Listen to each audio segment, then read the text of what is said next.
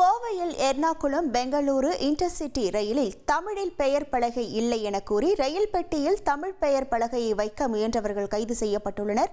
கூடுதல் விவரங்களோடு இணைகிறார் நமது செய்தியாளர் ஹரிதாஸ். வணக்கம் ஹரிதாஸ், இந்த விவகாரம் தொடர்பாக எத்தனை பேர் கைது செய்யப்பட்டிருக்கிறார்கள்? முழு விவரங்கள்.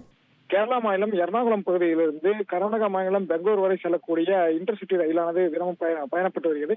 இந்த சூழலில் இந்த ரயிலில் தமிழில் பெயர் பலகைகள் இருந்ததை தற்பொழுது ரயில்வே நிர்வாகம் அகற்றியுள்ளது. இதனால் கடும் கோபம் அடைந்த தந்தை பெரியார் திராவிடர் கழகத்தைச் சேர்ந்தவர்கள் இன்று கோவை ரயில் நிலையத்தை முற்றுகையிட்டு போராடுகின்றனர். அதனைத் தொடர்ந்து அந்த சமயம் கோவை ரயில் நிலையம் முன்பாக சுமார் மதியம் 12 மணி அளவில் வரப்பட்ட இந்த எர்ணாகுளம் பெங்களூர் இன்டர்சிட்டி ரயிலில் தமிழ் பெயர் பலகையை பொருத்த முற்பட்டனர். அப்பொழுது ரயில் நிலையத்தில் போலீசார் பாதுகாப்பு பணிக்காக ஈடுபடுத்தப்பட்டனர்.